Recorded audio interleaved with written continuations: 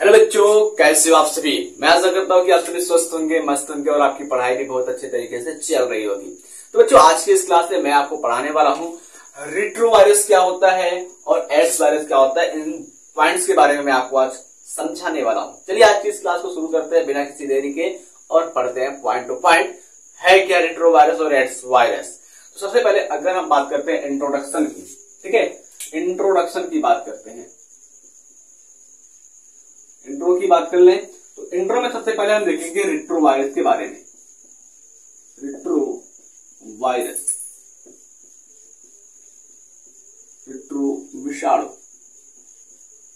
तो रेट्रो विषाणु है क्या, ठीक है। तो बच्चा सबसे पहले जान लीजिए कि रेट्रो विषाणु का कोई और नाम होता है या नहीं होता है।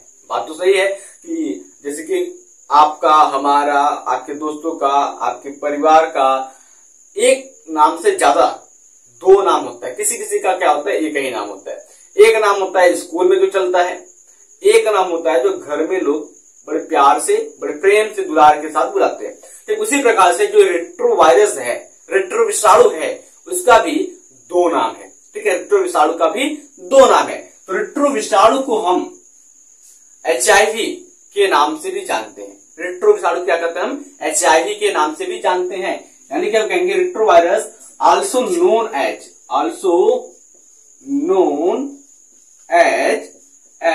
HIV ना। रेट्रो विषाणु को HIV के नाम से भी जाना जाता है। ठीक है, रेट्रो विषाणु को HIV के नाम से भी जाना जाता है। इतनी बात समझ गए बेटा। तो अब ये बात आती है कि HIV है क्या, HIV है क्या, HIV का पूरा नाम क्या है, इसकी बात कर लेते हैं। देखो, अगर हम बात करते हैं फुल फॉर्म की, फुल फॉर्म का मतलब क्या होता है, फुल फॉर्म का मतलब होता है पूरा नाम। क्या होता है, पूरा नाम। अब हम किसके पूरा नाम की बात करते हैं, तो बेटा हम बात करते हैं यहां पर HIV के पूरा नाम की बात करते हैं कि HIV का पूरा नाम है क्या। तो HIV के पूरे नाम की अगर बेटा बात करते हैं तो HIV का पूरा नाम होता है ह्यूमन इम्यूनोडेफिशिएंसी वायरस। क्या होता है, ह्यूमन इम्यूनोडेफिशिएंसी वायरस। ठीक है, तो क्या हो जाएगा इसका पूरा नाम, ह्यूमन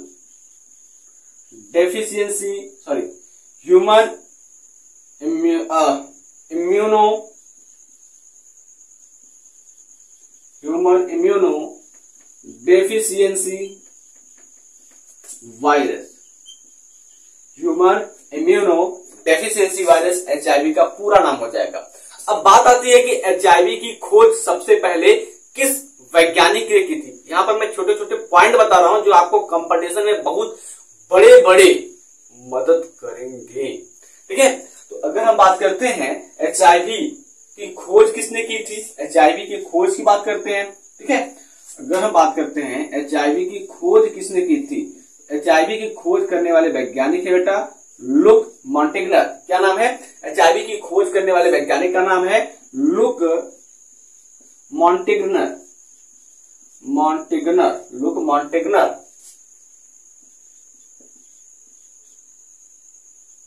लुक मॉन्टेगनर नाम की एक साइंटिस्ट है जिन्होंने HIV की खोज की थी।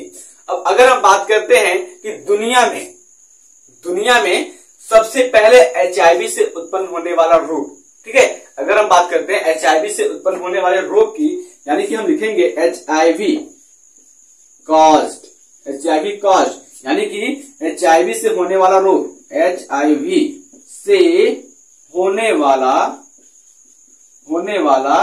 रोग, HIV से होने वाले रोग की अगर बेटा बात करते हैं तो HIV से होने वाला रोग कौन सा हो जाएगा, तो HIV से होने वाला रोग है एड्स, एड्स। इसका पूरा नाम होता है एक्वायर्ड इम्यूनोडेफिशिएंसी सिंड्रोम वायरस। क्या होता है, एक्वायर्ड इम्यूनोडेफिशिएंसी सिंड्रोम। ठीक है, क्या होता है, एक्वायर्ड इम्यूनो डेफिशिएंसी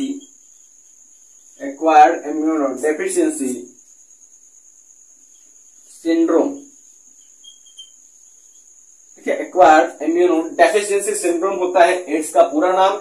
ये किसके अंदर होता है? तो ये होता है भैया इन ह्यूमन यानी कि मनुष्य के अंदर जो एचआईवी होता है वो एक्वायर्ड इम्यूनो डेफिशिएंसी सिंड्रोम को काज करता है। अब अगर बेटा हम बात करते हैं तो एक्वायर्ड इम्यूनो डेफिशिएंसी सिंड्रोम क्या होता है, इसका मतलब क्या होता है? तो देखो एक्वायर्ड का मतलब होता है ग्रहण कर लेना, ठीक है, अपराजित हो जाता है। एक्वायर्ड का मतलब क्या होता है? ग्रहण कर लेना। डेफिशिएंसी सिंड्रोम यानी कि रोगों के घर को, ठीक है, एड्स के अंदर बहुत सारे रोग हमारे शरीर में उत्पन्न हो जाते हैं, बुखार हो जाता है, सर्दी होने लगती है, बहुत सारे अलग अलग प्रकार की बीमारियां उत्पन्न हो जाती है। एड्स का कोई एक पार्टिकुलर लक्षण नहीं है, हमारा शरीर क्या हो जाएगा, हमारा इम्यून सिस्टम क्या हो जाएगा, तुरंत बहुत ही ज्यादा कमजोर हो जाएगा। अब अगर हम बात करते हैं कि दुनिया में पहला एड्स केस कहां देखा गया, दुनिया में पहला एड्स का रोगी कहां देखा गया और कब देखा गया, उसके बाद अगर हम बात करते हैं कि भारत के अंदर पहला एड्स का रोगी कब और कहां देखा गया, उसकी बात करते हैं। तो अगर हम बात करते हैं फर्स्ट एड्स केस या फर्स्ट केस ऑफ एड्स की बात करते हैं, दुनिया में पहले एड्स के रोगी की बात करते हैं, ठीक है, first AIDS for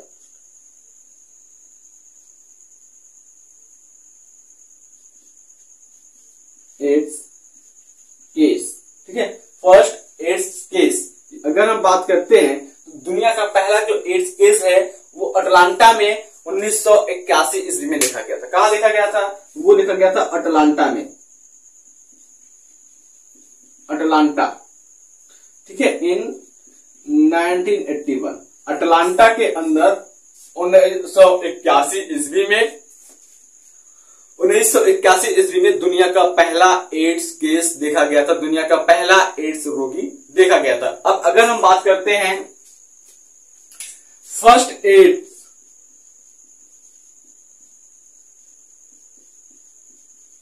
case in India, Bharat के अंदर पहला एड्स रोगी कहां देखा गया था?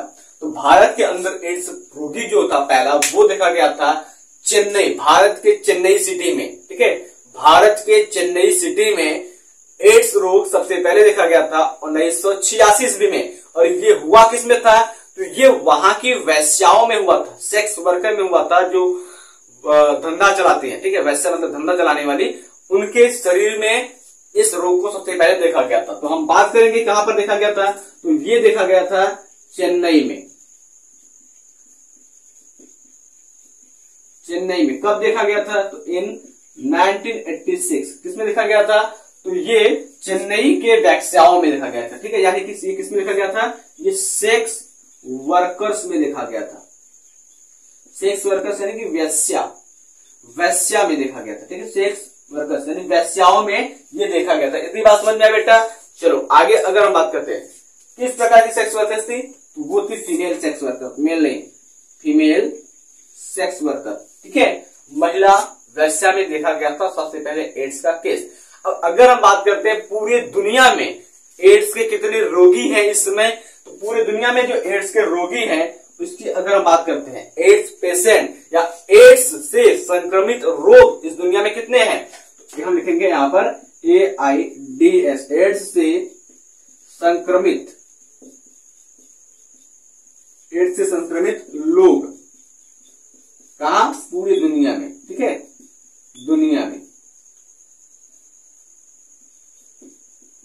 दुनिया में एड्स से संक्रमित लोग कितने हैं? तो दुनिया में एड्स से संक्रमित लोगों की संख्या है 40.4 मिलियन। कितना है? तो 40.4 मिलियन, ठीक है, 40.4 मिलियन लोग इस दुनिया में एड्स से संक्रमित हैं, जिसमें अगर हम बात करते हैं भारत की, ठीक है, जिसमें अगर हम बात करते हैं भारत में एड्स से संक्रमित लोगों की संख्या कितनी है, तो भारत में एड्स से संक्रमित लोगों की संख्या है 24 लाख। कितना? लगभग 24 लाख लोग भारत के अंदर एड्स से संक्रमित हैं, ठीक है, 24 लाख, ठीक है, लगभग 24 लाख लोग इस भारत में एड्स से संक्रमित है। वो भी सबसे ज्यादा मात्रा में एड्स के रोगी भारत में कहां पाए जाते हैं? वो पाए जाते हैं साउथर्न स्टेट यानी कि दक्षिणीय राज्यों में, दक्षिणीय प्रदेश में सबसे ज्यादा एड्स के रोगी पाए जाते हैं। अगर दक्षिणी राज्यों की बात करते हैं तो कहां पर? महाराष्ट्र, आंध्र प्रदेश, कर्नाटका, ये 3 ऐसे राज्य हैं जहां पर सबसे ज्यादा एड्स के रोगी पाए जाते हैं, क्योंकि यहीं पर सबसे ज्यादा वेश्याएं पाई जाती हैं। तो इस वजह से यहां पर ही सबसे ज्यादा एड्स के रोगी पाए जाते हैं। ये तो रही इसकी एड्स से संबंधित मोटी मोटी बातें जो कि हमने जान लिया, जो जरूरी था हमको जानना। अब अगर हम बात करते हैं एड्स की संरचना की, तो एड्स का संरचना कैसा होता है? ठीक है, चलिए हम देखते हैं कि एड्स का स्ट्रक्चर कैसा होता है। लेकिन उससे पहले अगर हम बात करते हैं कि एड्स जो रोग होता है वो फैलता कैसे है। भाई कोई भी रोग है एक इंसान से दूसरे इंसान में जाता कैसे है? हमारे अंदर मान लीजिए सपोज दैट, भगवान ना करे कभी हो, मान लीजिए कि हमको है ना, वो आपके पास या हमारे अगल बगल जो रहता है, हमारे रिलेशन में जो है, उसके पास कैसे जाएगा? ठीक है, इसकी बात करते हैं। तो अगर हम बात करते हैं कि एड्स रोग जो फैलता कैसे है, ठीक है, अगर हम बात करते हैं फैलाव की, यानी कि स्प्रेड की बात करते हैं, स्प्रेड कैसे होता है? तो ये होता है जैसे कि हमारे ब्लड को निकाल करके किसी दूसरे मनुष्य को चढ़ाया गया, उसको हो जाएगा, या हमने किसी दूसरे के साथ फिजिकल रिलेशनशिप यानी कि शारीरिक संबंध बनाया, तब यानी कि जब भी हमारे शरीर का तरल पदार्थ एक दूसरे के संपर्क में आएगा तब ये रोग फैलेगा। यानी कि हम कर सकते हैं, पहला क्या है पॉइंट, तो रुधिर का आदान प्रदान। पहला क्या हो जाएगा?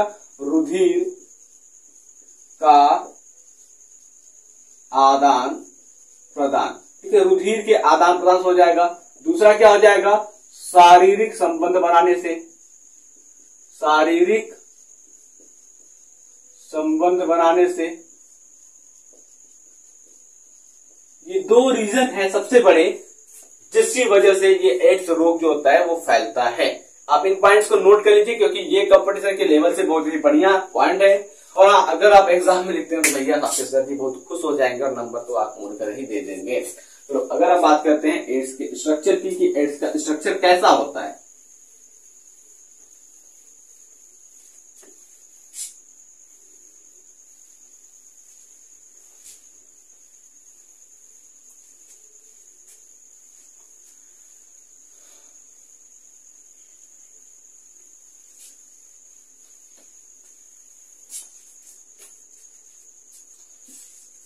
एड्स का स्ट्रक्चर हमको पढ़ना है, स्ट्रक्चर ऑफ HIV। ठीक है, स्ट्रक्चर ऑफ HIV को पढ़ना है, HIV की संरचना कैसी होती है। तो फर्स्ट ऑफ ऑल अगर बेटा हम बताएं आपको कि जो HIV होता है वो होता है गोलाकार। कैसा होता है? तो वो होता है गोलाकार। ठीक है, HIV कैसी होती है? गोलाकार होती है, इस प्रकार से ये गोलाकार होती है। अब ये जो गोलाकार संरचना है HIV की, सबसे बाहर की परत जो है HIV की, ये बनी होती है लिपिड की। ठीक है, किसकी बनी होती है? लिपिड की बनी होती है। ये होती है लिपिड मेम्ब्रेन, यानी कि लिपिड झिल्ली। ठीक है, लिपिड की बनी हुई एक झिल्ली होती है जो सबसे बाहर पाई जाती है। अब इसी लिपिड के मेम्ब्रेन पर कुछ घुंडीनुमा संरचना पाए जाते हैं। क्या होते हैं? कुछ घुंडीनुमा संरचना पाए जाते हैं, इस प्रकार से। ठीक है, इस प्रकार से कुछ इस पर क्या होते हैं? घुंडीनुमा संरचना पाए जाते हैं।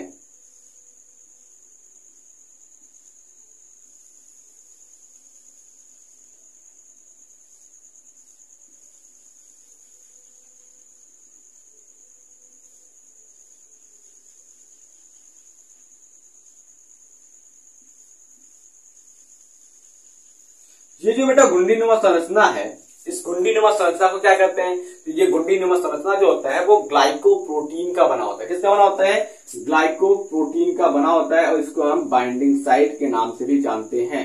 यानी कि ये क्या होता है, जिस किसी के भी शरीर में HIV रोग होना है, ये क्या करते हैं? उनके इम्यूनो सिस्टम यानी कि प्रतिरक्षा तंत्र से जुड़ाव करने का काम करते हैं। ठीक है, और ये जो होते हैं वो किसके बने होते हैं?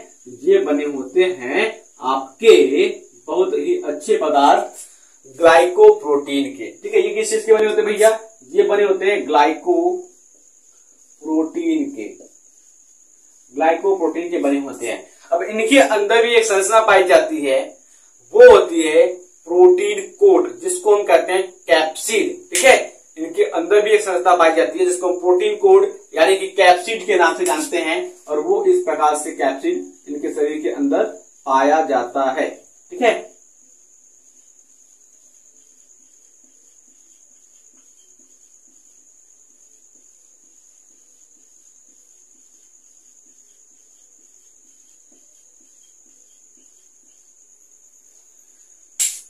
इनके शरीर के अंदर जो प्रोटीन कोड यानी कि कैप्सिड होता है वो 2 लेयर में होता है, 2 परतों में होता है। ठीक है, 2 परतों में होता है इस प्रकार से।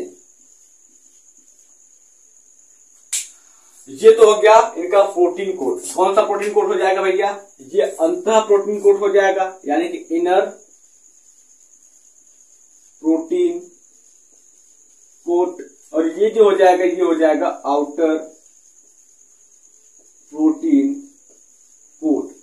प्रोटीन कोड कहिए या कैप्सिड कहिए, इनके अंदर क्या पाया जाएगा? तो ये जो इनर प्रोटीन कोड जो है बेटा, इनर प्रोटीन कोड के अंदर पाया जाता है genetic material. Inner protein code के अंदर पाया जाता है जेनेटिक मटेरियल, यानी कि आनुवांशिक पदार्थ पाया जाता है। ये जो आनुवांशिक पदार्थ है इनके पास ये चिपके होते हैं आपके रिवर्स ट्रांसक्रिप्टेज। क्या होते हैं? रिवर्स ट्रांसक्रिप्टेज चिपके होते हैं। और ये जो आनुवांशिक पदार्थ है बच्चों, ये जो आनुवांशिक पदार्थ है ये है सिंगल स्ट्रैंडेड आरएनए। ठीक है, ये क्या है? जेनेटिक मटेरियल है। ये क्या है? जेनेटिक मटेरियल है जो कि सिंगल स्ट्रैंडेड आरएनए होता है। और इनके अंदर क्या होते हैं? ये रिवर्स ट्रांसक्रिप्टेज है। इनको मैं इधर लिख देता हूं। ये क्या है भैया? तो ये है रिवर्स ट्रांसक्रिप्टेज, रिवर्स ट्रांसक्रिप्टेज।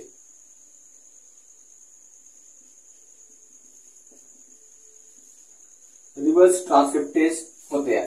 बेटा समझ में आती बात? तो अब अगर हम बात करते हैं इनकी संरचना की, तो संरचना तो मैंने बना लिया, यहाँ पर एक पॉइंट को हमने समझा भी दिया। तो अभी अगर हम बात करते हैं कि ये जो विषाणु होता है देखने में कैसा लग रहा है, तो ये विषाणु देखने में तो हमको गोलाकार लग रहा है। तो पहली पॉइंट ये हो गई कि भैया ये विषाणु अर्थात जो HIV होता है वो गोलाकार होता है, आवरण युक्त होता है। क्या होता है? गोलाकार होता है और आवरण युक्त रिट्रोवायरस होता है। ठीक है, आवरण युक्त मतलब इसके बाहर क्या होता है? कवरिंग पाई जाती है। देखो 1 2 3 लेयर पाई जा रही है, 3 लेयर पाई जा रही है। तो ठीक है, ये हो गया। अब अगर हम बात करते हैं कि इस HIV वायरस के स्ट्रक्चर में कितने भाग होते हैं? 3 भाग होते हैं। पहला क्या होता है?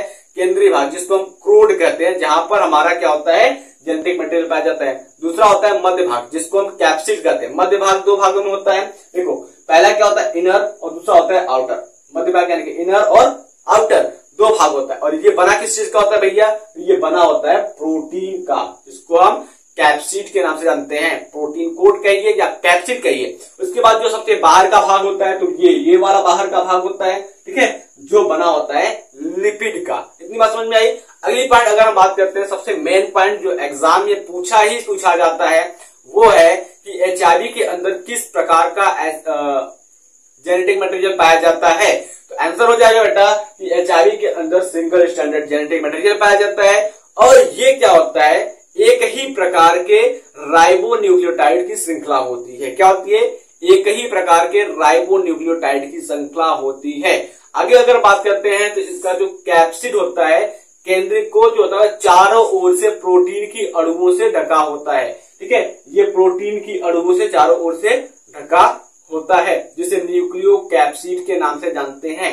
ठीक है, और इसके बाहर का जो आवरण होता है वो लिपिड कलर का होता है।